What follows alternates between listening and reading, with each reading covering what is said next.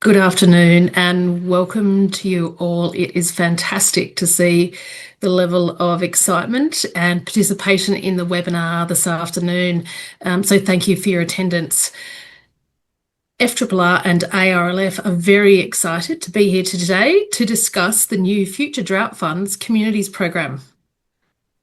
For your information, this part of the information session is pre-recorded, but we will segue to a live Q&A at the end of this session as well. So do jot down your questions and have them ready to pop into the chat when we get to that part of the presentation.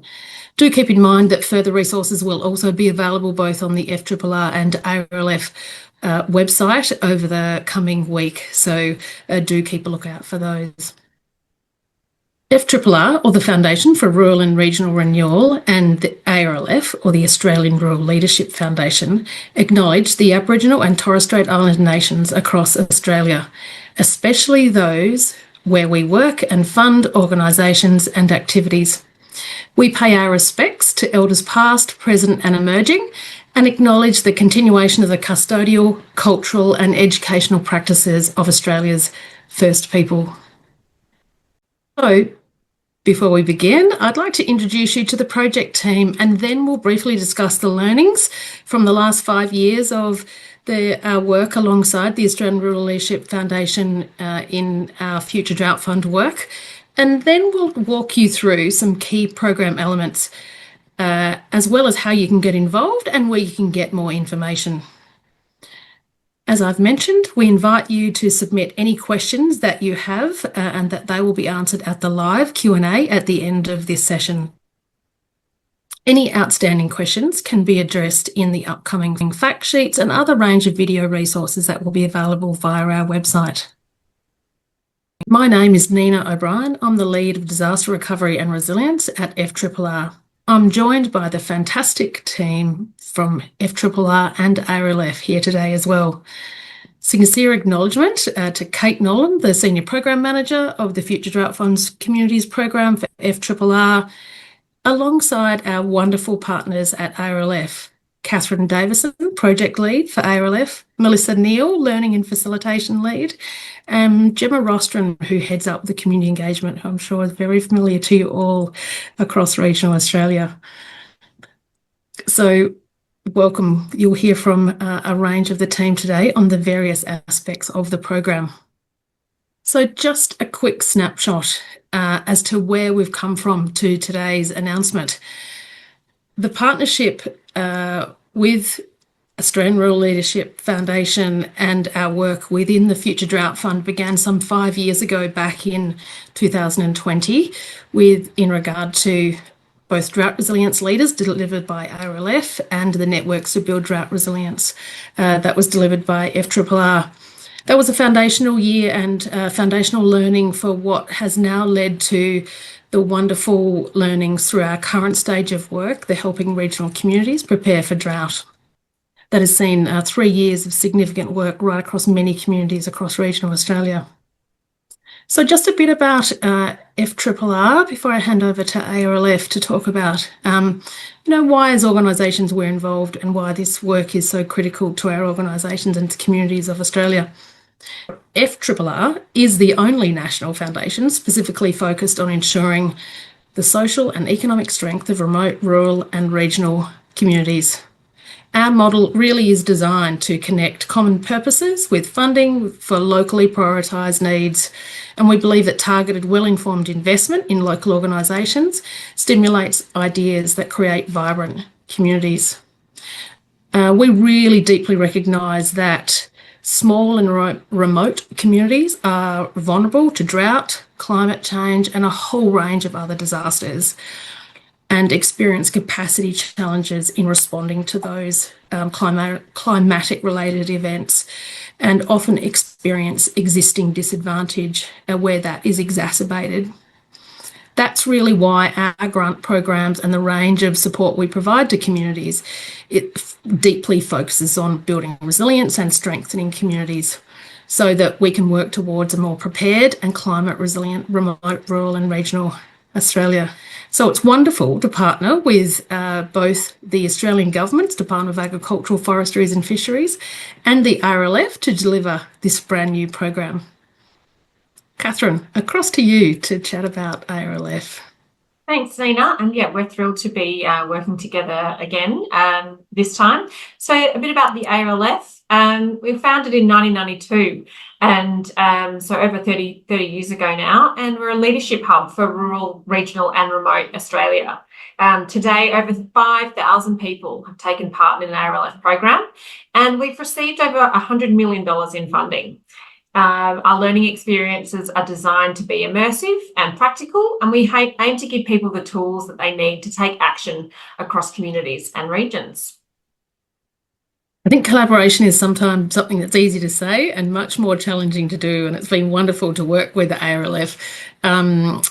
In recognition, I think that partnering as organisations really makes sense to best support regional communities, both through individual support, but also at a community-based not-for-profit organisation support, because we believe it really does yield amplified results for communities on the ground as they continue to experience increasing complexity in responding to and preparing for disruptions such as drought and other climate-related impacts.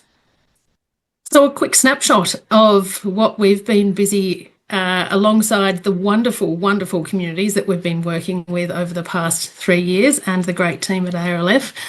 The Helping Regional Communities Prepare for Drought Initiative was a multi-element initiative or program that was delivered across 3 years in 35 key regions of work. And just a quick snapshot in terms of the deep impact. And look, these insights are really just a skate across the surface today. We will be releasing the final program report and evaluation insights in coming weeks. But just to give you a quick snapshot, over $12.1 million was delivered through grants across 232 projects nationally. Over 61,000 participants benefit as a result of the support.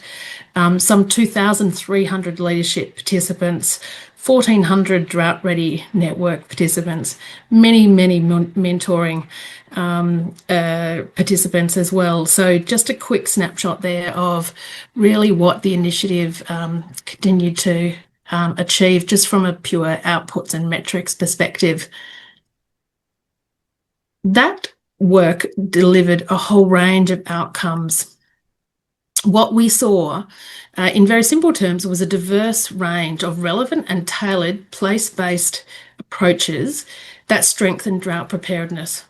We also saw the communication, social connection and collaboration both within and between communities grow significantly.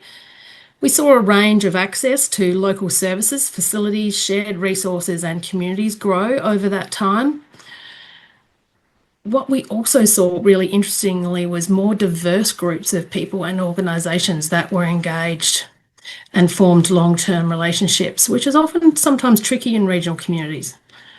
We also saw volunteers and not-for-profit organisations become more stronger and skilled, and we know that benefits the entire community. We also saw that local leadership capacity was enhanced, people felt confident shaping local drought preparedness initiatives, and that a really wide range of diverse and new networks were created throughout that work. So through delivering on social outcomes for the Future Drought Fund in the last 5 years, we've learned that the following elements of program design are really critical. Investing in locally led action through flexible place-based funding, strengthening national networks to connect communities and share learnings at scale. Communities certainly told us and reminded us, as they should, that we should keep our processes simple and accessible. We should also embed follow-up structures to sustain outcomes and seek new innovations. Catherine, across to you to share some of your insights of what we learned. Yeah, sure. So among the many learnings that, as Nina's mentioned, we've also learned that it's really vital to design inclusive models of delivery so that they're accessible to everyone and that reduce barriers to entry. And of course, sustain momentum from the leadership activities, particularly in those regions without support structures for emerging leaders. We've also learned that it's really critical to integrate expert support so that people can access those as and when they need them. And of course, to be flexible and adaptable. So change as we go and as we need to, as well as continuing to listen, learn, and respond to feedback. So the recommendations from the evaluation have told us that we're on the right track. And of course, there's a lot of things that we can always improve on, particularly as we go into the Future Communities program.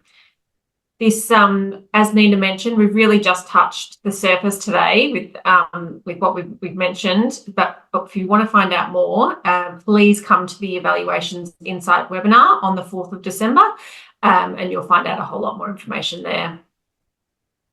In addition to the Insights webinar, we'll also have a whole range of collateral and interesting content to dive into, including fantastic podcast series by ARLF that's been delivered over the last couple of months. We'll have a series of videos. We'll also have the Insights and Impact report that will be available too. So feel free to drop us a line, an email there, and we'll be able to shoot that out to you as they become available after that date.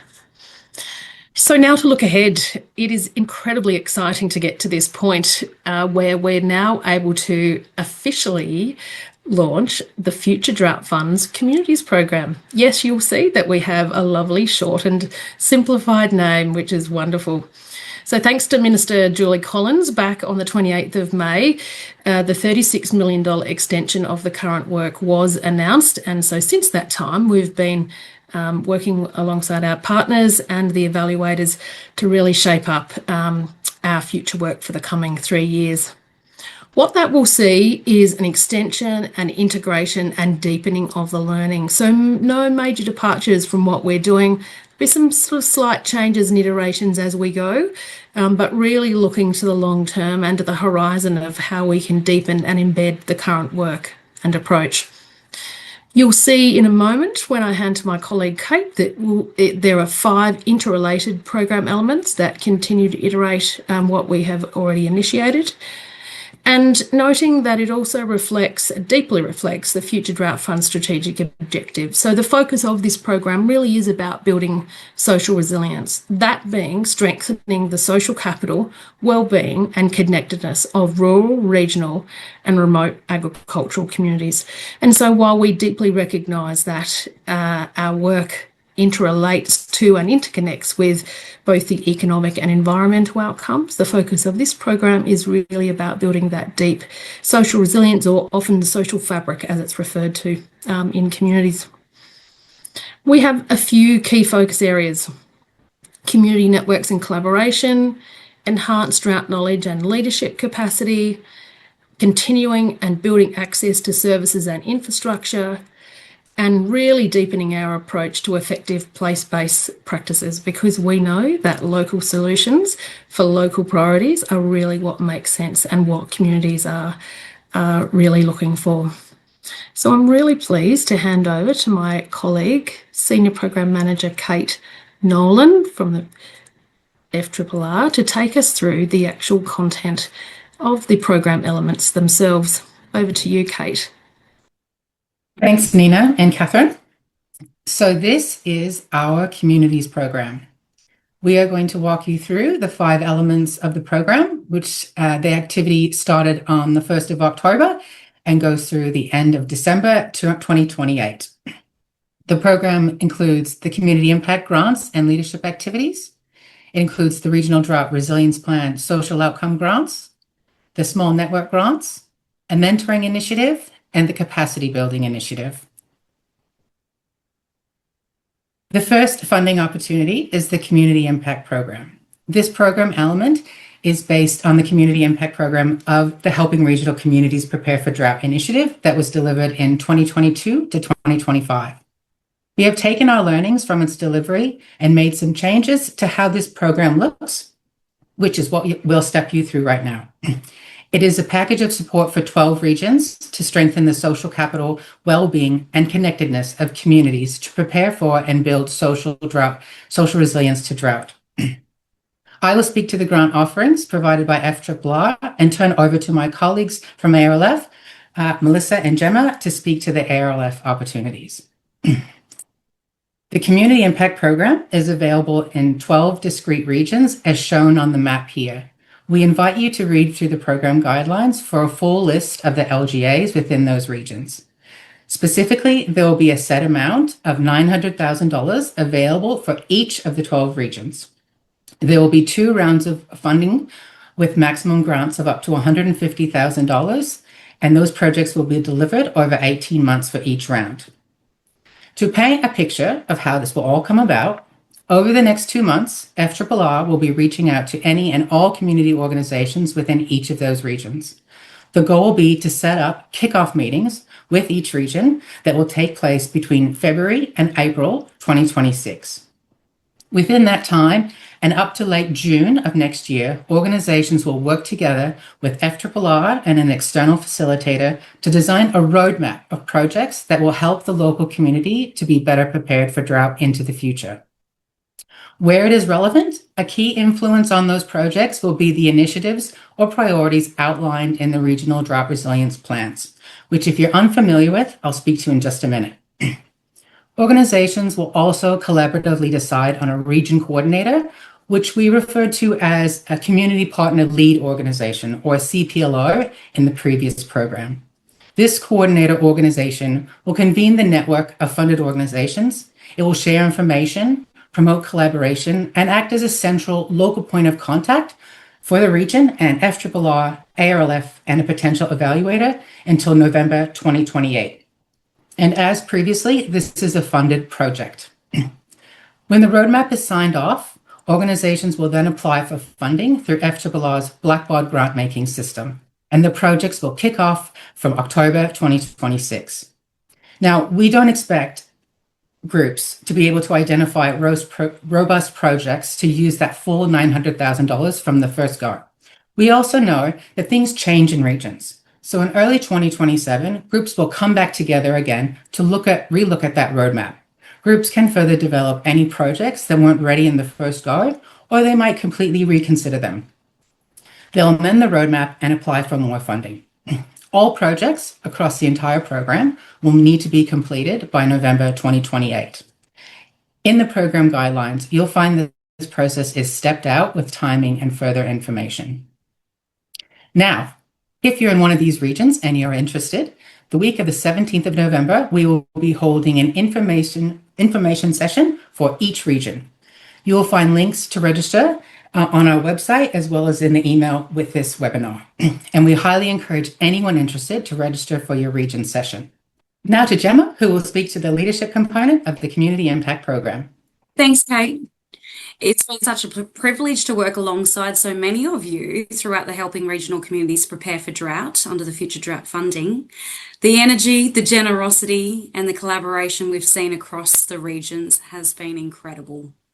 We've learnt so much from you and are genuinely excited about what's to come over the next couple of years. As we move into the Future Drought Fund's Communities program, our focus will be on re-engaging with each region to listen and plan together for what comes next. From February 2026, we'll be back on the ground across the 12 community impact regions, reconnecting with our regional partners, our Changemaker network, and our mentoring alumni. And again, working alongside the fabulous team at FRRR in a collaborative process on the next steps within these regions.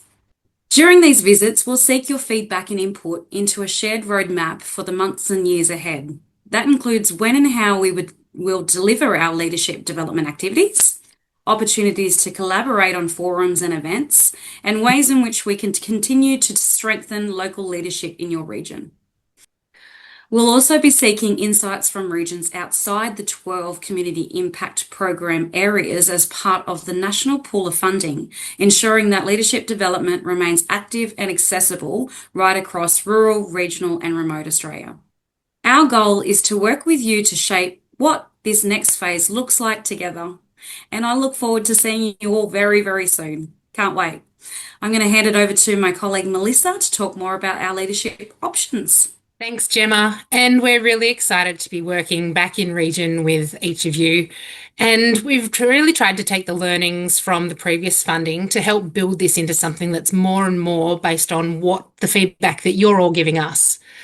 We really want to support communities to generate their own local leadership capacity. So at this time, we're focused on how to create more collective impact, where the action can emerge on the ground between the programs and beyond the life of the programs that we're coming in to deliver. So part of the focus is how do we continue to scale in local and regional areas. So there's some key programs that have been mapped out to be available to these regions. And if you're not in these 12 regions, don't worry, there's also some national options as well. So stay holding on, we'll provide that information shortly. So one of the main programs is going to be our Impact Leadership Program.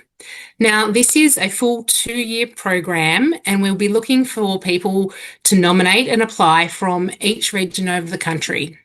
So we're going to support a small group of people from your region to come and learn in this program to help empower them to be able to then be on ground in community and supporting a growing tribe of people across the region. So this is going to be quite an intensive program with lots of touch points and lots of support throughout a 2-year period. So to kick that off, it will be bringing everyone together from the regions into a National Impact Network Forum. So that's likely to be in late June next year, late June 2026. So it'll be bringing together your local leaders into a forum where they can learn who else is going through a similar journey and build that network of support across the region and across the nation. The aim is to help those participants work really closely with our team of facilitators to build their skills in confidence, not just in the content and the learning that we think is going to help your region the most, but so that they can be on the ground and working beside you in your regions and helping that to be shared across your region. So really the purpose is to build national connections, to share learning and really strengthen the impact on the ground. So the focus for programs like this will be more about how does regional leadership really work and develop that toolkit around change and leadership practices. Then it will be back into the regions to help work out what's best for you and really tailor this into what are the most relevant projects, what are the most relevant groups, and what are the issues, concerns, and opportunities that you've got to learn how we can apply that and really get great impact on the ground. So the next part of that program and what's happening in the region is the opportunity to bring together a larger group of people to hold a residential program where you can go deeper into leadership in your region. So it's taking that learning from a national level and bringing it down into what's most relevant to me. So any of you that have been through our Changemaker programs in the last round, it will be taking learnings and applying it. So we're starting to be able to give you the chance to, rather than just using case studies, using what's happening in your region, applying it to local issues. And then moving on to the next round after that, it's thinking about, well, how do we continue to learn and amplify that impact again? So there's a chance through regional leadership forums to come back together, to have more local facilitation, more local people involved, and really say, well, how do we want to make action on the ground and have these action-based programs completely designed by the things that you want to make a difference on in your region. So we're providing this framework to enable regions to really adapt and choose what's most relevant to them. We'll provide the support and the structure and the coaching that links between these programs. We're looking to scale from a small group of people that are really highly skilled in your region to support a larger group program through the Network Leadership Program into regional leadership forums where we can bring a lot of people from your region together to work on what's most important for you. We also have a national funding allocation, so don't worry if you are not in these selected regions. there is still programs available for you. So in those other regions, there's a mentoring program, which we'll go through in more detail shortly. There'll also be a trailed style program, which is a 7 or 8 day residential program. So all of those won't be happening until next year. So keep your eyes peeled. There's links coming through in the chat. So again, put your name down, fill in the links, and we will tell you when they are launching and the details around those programs. So thanks, Kate. Back to you. Thanks, Melissa. The next granting opportunity that FRRR has available is the Regional Drought Resilience Plan Social Outcome Grants. RDRPs, as they are shortly known as, are the result of collaboration between the federal government, state and territory governments, and community organizations. Because drought affects regional landscapes, communities, and economies in different ways, these plans are community-owned and led, and their creation involved local governments, regional organizations, the agricultural sector, and local drought resilience adoption and innovation hubs. Each plan outlines their priorities for the local region in building their economic, environmental, and social resilience to future droughts. Now, our program supports delivery of the social resilience priorities outlined in each region's RDRPs and for locations outside of the 12 Community Impact Program regions where an RDRP has been approved. For up to 50 RDRP regions, $100,000 is available for community organizations to apply for grants of up to $100,000. Projects can include networks, community events, training, small-scale community infrastructure, and development and learning initiatives. Grantees will have up to 18 months to deliver. And unlike the Community Impact Program, the RDRP Social Outcome Grants Program is a standard competitive grants program. We highly encourage anyone considering applying for these grants to speak to their RDRP coordinator and consider priorities in their region and who they might collaborate with on delivery. The current round is accepting applications from today until the 11th of December, and outcomes will be advised end of April 2026. A second round will open up in May 2026 with outcomes advised in October of next year, and a third round will open in February 2027 with outcomes in July of 2027. And like the Community Impact Program, all projects must be completed by November 2028. If you are unsure of whether or not your region has an RDRP, there will be a link provided at the end of this presentation and on our website where you can access that information. The third funding opportunity offered by FRRR is our small network grants. These grants are available to community organizations outside of the 12 Community Impact Program regions to develop and deliver local events or initiatives to strengthen the social capital, well-being, and connectedness of communities to prepare for and build social resilience to drought. Grants are available up to $50,000 with a total funding pool of $3 million. Like the RDRP social outcome grants, projects can include networks, community events, training, small-scale community infrastructure, and development and learning initiatives. Grantees will have up to 18 months to deliver. And also like the RDRP social outcome grants, the Small Network Grants Program is a standard competitive grants program.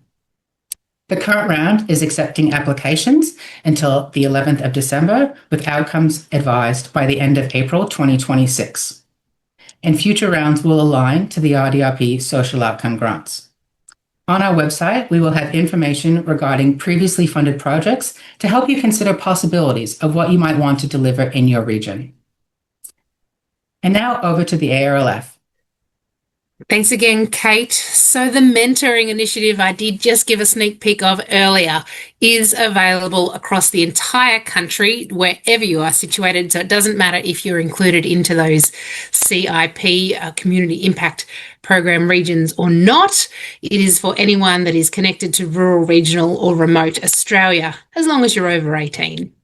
So we're running 2 rounds of this annual program, one in 2026 and one in 2027. So what that means is we have a program open right now. So click the link that you see in the chat and express your interest right now for this current round that will be commencing early next year.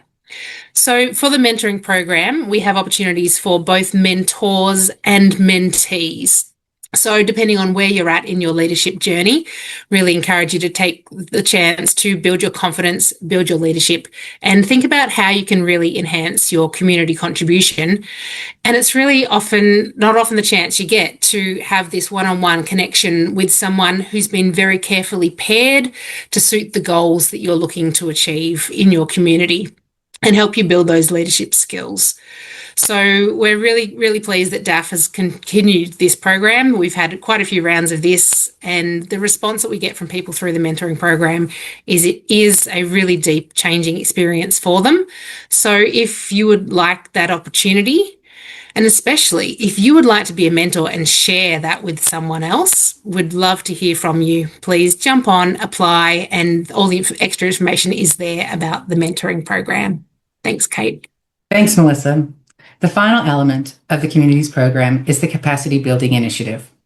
Extending from the existing expertise pool, the Capacity Building Initiative aims to strengthen the capacity of regional community-based not-for-profit organizations that are essential to building social resilience in regional and rural Australia. Open and not-for-profit organizations and agricultural dependent communities across Australia, it will provide opportunities to upskill and access to specialized support. Areas of that support could include governance, financial management and strategic planning. It could include marketing, communication and engagement, technology and AI, or it could be as simple as meeting protocols. Examples of ways to access the capacity building opportunities could include workshops, webinars, tools, templates and resources, skills audits, or mentoring.